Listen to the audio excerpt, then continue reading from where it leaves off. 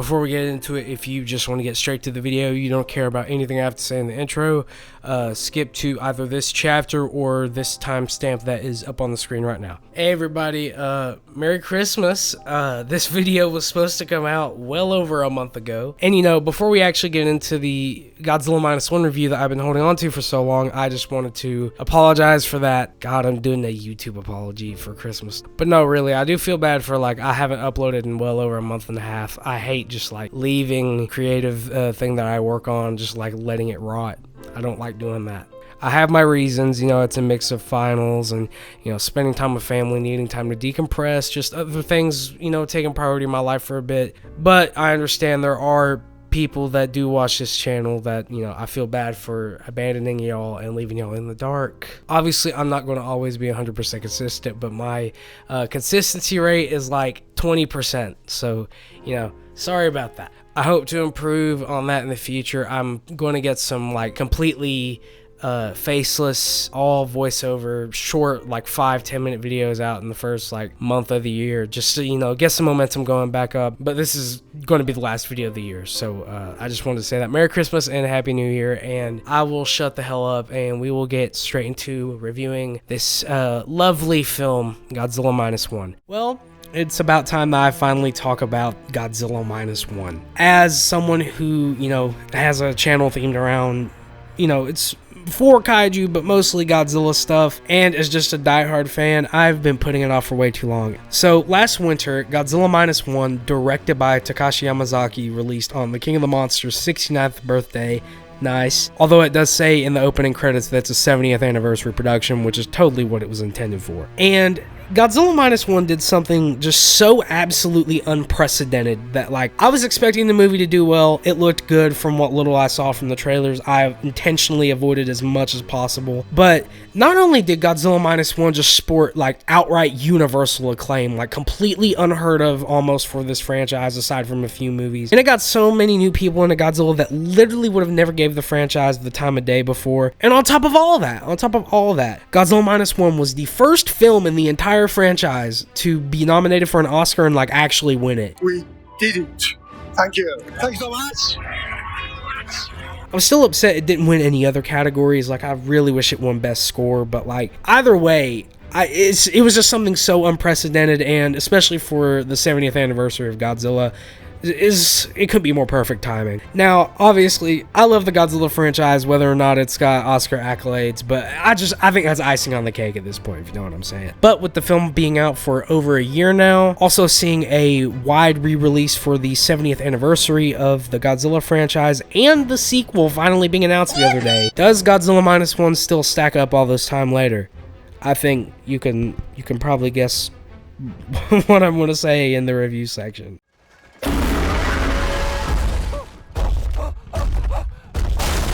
Godzilla Minus One is a story about survivors' guilt and the cruelty of war, following failed kamikaze pilot Koichi Shikishima's emotional journey. Not only is he a survivor of the war in which he was meant to die for his country in, but he survives a vicious, brutal, horrific attack on Odo Island from an unmutated Godzilla, which, God, this opening scene is just absolutely immaculate, literally one of the best parts of the film, and one of the best moments in the franchise in general. Koichi returns to his home to find out that everything is in ruins following the US hitting Japan with 2 nukes, and his family tragically fell victim to the attacks. He meets a woman, Noriko, who is taking care of an orphan child, Akiko. Deciding to help the two, Shikishima takes a rough job aboard a minesweeper boat, disposing of mines used in the war by shooting at them. At the same time, the US hits Bikini Atoll with some nuclear tests, which mutates Big G-Man into the big radioactive lizard we all know and love, but in a tragic way like the original 1954 classic. Shikishima and the crew aboard the minesweeper boat one day on the job find themselves unknowingly tasked with stalling Godzilla to prevent him from coming ashore, giving us the literally so iconic boat chase sequence. This movie's been out for a year now, and this scene is so iconic. They find out the hard way that Godzilla is stronger than he seems after blowing up a mine in his mouth, which he very quickly regenerates from, leaving a badass scar that literally just like adds aura points to this design. Like it was already a 10 out of 10 design and it made it 11 out of 10. It seems all hope for the crew is lost until the Takao arrives, drawing Godzilla's attention away from the small minesweeper. But it doesn't last long at all, as after a short scuffle, Godzilla hits the boat with his atomic breath, which injures him every time he uses it. Such a badass and such a cool detail. Like, they didn't have to do that to make this Godzilla badass, yet I think it just makes him so much more badass that he literally hurts himself every time he uses his abilities. Shikishima returns home, justifyingly having her crash out in front of Noriko, finally confessing to her his run-ins with the King of the Monsters. After this, as a cruel and twisted joke, Godzilla arrives in Ginza, which just so happens to be where Noriko's new job is. Goji just absolutely like spares not a single moment, tearing Ginza apart as his iconic theme blares. After a very intense sequence, the military pulls up and hits Godzilla with them Dalasto tank shells, and this pisses bro off so badly that he decides it's atomic breath time again. And I know I'm going to say this a lot in this review, but we quite literally get one of my favorite moments in the entire franchise with this just absolutely god tier scene with tension reaching an all-time high as we see each spine on Godzilla from tail to the back of his neck pop out as if cocking a gun before he finally lets off his atomic breath like it's a sniper bolt. The blast is quite literally as if Godzilla shot a nuke out of his mouth, wiping out the entire city, killing basically everyone. Noriko sacrifices herself by pushing Shikishima into the alleyway, being blown away by the blast and killing her, or you think at first. And we get an absolutely tear-jerking scene as Godzilla roars mad as hell into the sky, and Shikishima falling down, screaming at the top of his lungs as ash falls to the ground, covering him and his surroundings. His whole life that he had been working so hard to build up has just been taken away again. Generational hater, I'm telling you. Following the devastating attacks on Ginza, one of Shikishima's crew members, Kenji Noda, decides, I'm not going to wait around on the government to do something when it's too late, and takes matters into his own hands, devising a plan to kill the kaiju. Noda's plan is to lure Godzilla into Sagami Bay, surrounding him in Freon tanks and letting the bubbles release, rapidly bringing Goji to the bottom of the ocean and killing him with water pressure. And if that doesn't work, there are also balloons that will inflate underneath him to kill him with rapid decompression. Physics, baby. Before setting off on his quest to kill the kaiju, however, Shikishima sends letters to one of the only survivors of the Odo Island attack, Tachibana, by sending him letters insulting him. I found that pretty funny that he used that to get his attention, I'm not gonna lie. Yet after showing up and hitting Shikishima in the face, Tachibana actually winds up helping by repairing an old Shinden fighter plane. Shikishima's plan being to kill Godzilla by flying straight into his mouth, blowing him into smithereens, yet sacrificing himself in the process. The plan is about to be enacted when Godzilla makes landfall again, but guess what? Shikishima got the plane and he finna lure Goji out into the bay. After baiting his atomic breath with an empty vessel, the crew wraps up Goji in Freon tanks and shoots him all the way down into the ocean. Goji sustains injuries, but it's not enough. It seems that, their plan is pretty cooked and that they're probably all going to die when another one of the Minesweeper crew members, I'm not going to lie, I don't remember this dude's name, I'll put it up on screen, but he gets a bunch of tugboats to help with the operation, pulling Godzilla to the surface as fast as they possibly can. He emerges from the depths looking freaky from the rapid decompression and is absolutely furious. Once again, it seems the gang is cooked as Goji charges up his atomic breath one final time before Shikishima flies in, crashing the plane into Goji's mouth and blowing him up into smithereens, falling apart like a Lego set. It's silent for a moment and we think that Shikishima has sacrificed himself in the name of the greater good, yet we look up to the sky to see him in a parachute, having survived thanks to Tachibana rigging his plane with an emergency ejection seat. He's learned to forgive Shikishima and gave him the chance to live his life again, allowing him to let go of his guilt. Shikishima's neighbor, Sumiko, gives him a telegram which causes him to rush to the hospital immediately. Noriko is alive somehow. Oh. The ending is cut short as we see in the depths of the ocean, Godzilla's flesh chunks begin to regenerate as the Godzilla theme blares. Roll credits, Godzilla Minus One logo, and that's Godzilla Minus One. That's the movie.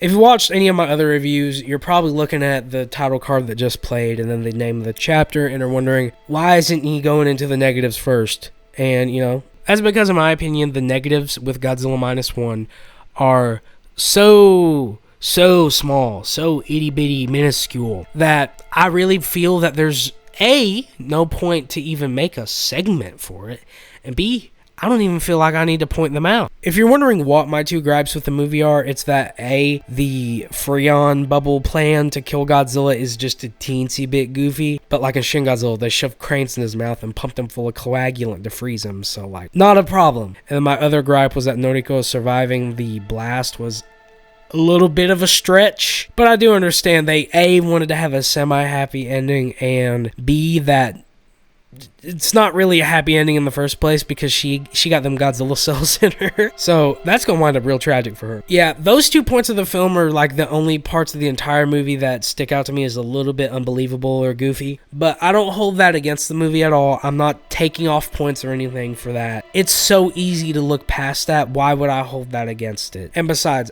I would be a huge hypocrite to hold something like the Freon bubbles against this movie while I praise something like the Hollow Earth low gravity fight in GXK. It's just like, come on, man. Now let's glaze this movie for the rest of the video, as you could probably tell by my attire and everything surrounding me. -1 just absolutely excels when it comes to storytelling and plot. The setup of -1 is so simple in comparison to so many other films, and it works in its favor. Like, it's so simple you'd have to actually be a dumbass to mess it up. The themes of survivor's guilt, trauma from a war, and learning to become your own person and really find a reason to be alive are what really makes Godzilla -1 just the absolute masterpiece of a film that it is. I'm sure you've seen a billion reviews say this already, but Godzilla -1 is one of those movies where you'll actually like grow an attachment to the human cast. Like, honest to God, you take Godzilla out of this movie and this movie's still perfect in my opinion. And I absolutely love -1's dark, overbearing, brooding, mature tone that it's got all throughout the movie. And I think that, you know, Toho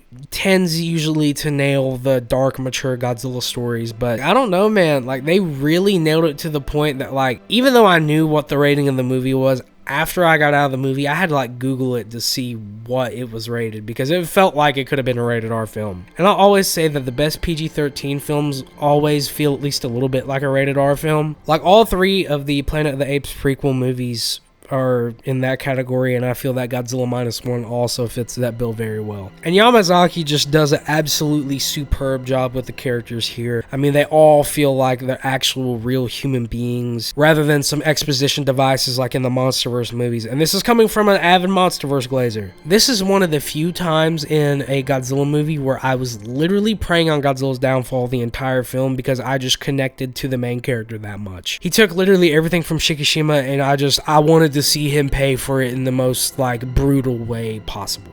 Speaking of Godzilla, let's talk about the big man himself because oh my god. First of all, this design is just excellent. Like, oh my god, I love this design so much. I love the just absolutely gnarly ass like oversized spines. I've seen some people start to complain about that, but shut up, the oversized spines are so cool. And the proportions kind of evoke the original 1954 design, but like modern, updated, like he just real badass. And man, like his maw, like his face, bro, is just superb. Like, it's literally like hatred is just baked into this monster to the core. Like, I love it. Every scene Godzilla appears in throughout this film is filled with just such tension and dread. And don't get me wrong, I love my goofy savior of the universe, almost superhero like Godzilla beating down on some kaiju ass. But we all know that Godzilla works best when he himself is the villain, and whew, my god, he's a pretty good antagonist in this movie. And Yamazaki's reimagining of Godzilla's atomic breath is just such a breath of fresh air. I've never once in my life thought about Godzilla's spines popping out as he charges up, as if like a gun was being cocked before being shot. But like,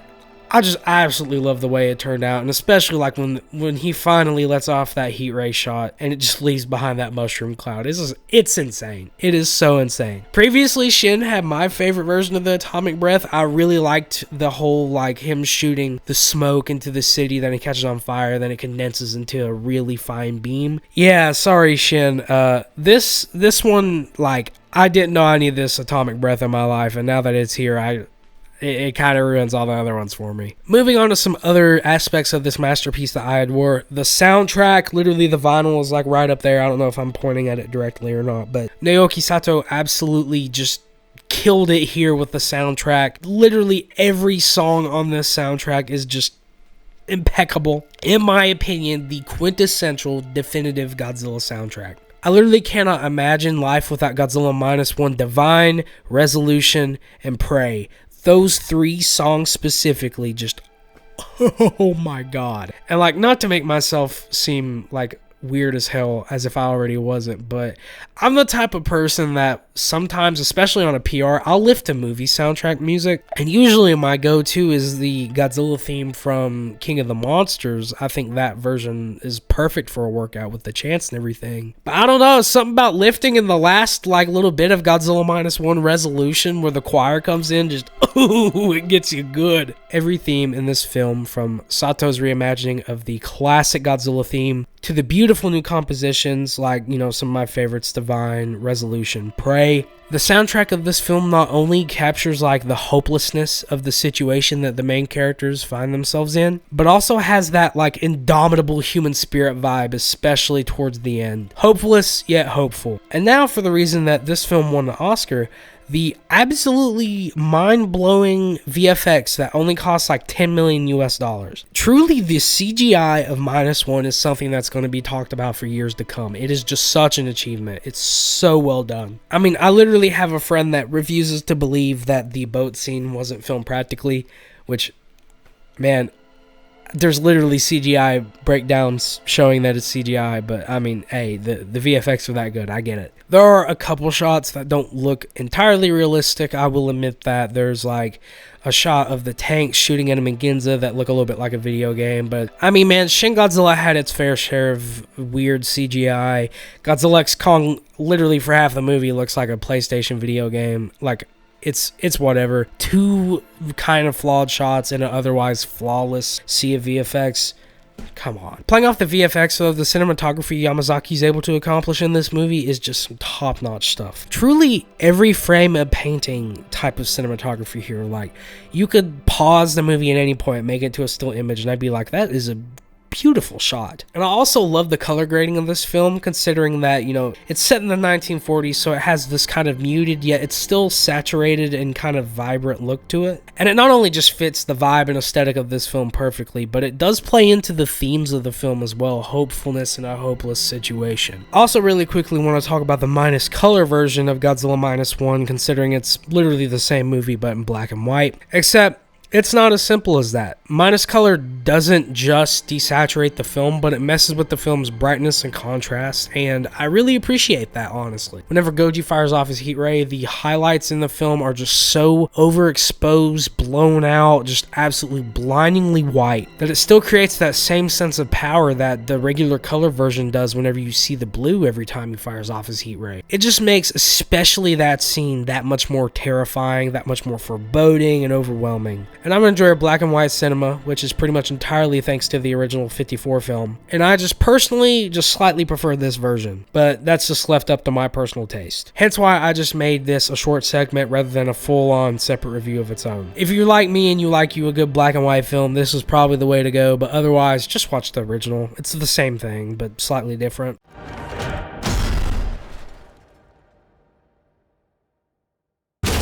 Above all, Godzilla Minus One is an absolutely fantastic piece of film that I think still would have been amazing had Godzilla not even been in it to begin with. It's so well made, and each fiber of its being is created out of just nothing but love and passion for the character. And it's truly a love letter to the Godzilla franchise and just the kaiju genre altogether. And while I am an advocate for, future kaiju movies going in the direction of making the kaiju the actual main characters and telling a story from more so their perspective, this film proves that, especially when well written, the human characters are truly what makes these movies work. You already know what my score is, dude. 1-0. Remove the little dot. Remove the minus. It's a 10. It's Godzilla Minus One gets a 10 out of 10. Like, what were you expecting? The road to and from Minus One has just been such a surreal one as a lifelong fan of Big G here. And I am so eternally thankful that I got virtually nothing about this movie spoiled for me at all leading up to it. Watching the VFX crew's hard work be rewarded in quite literally the best way possible is just such a heartwarming thing to see. And truly, this film brought so many new people to the franchise that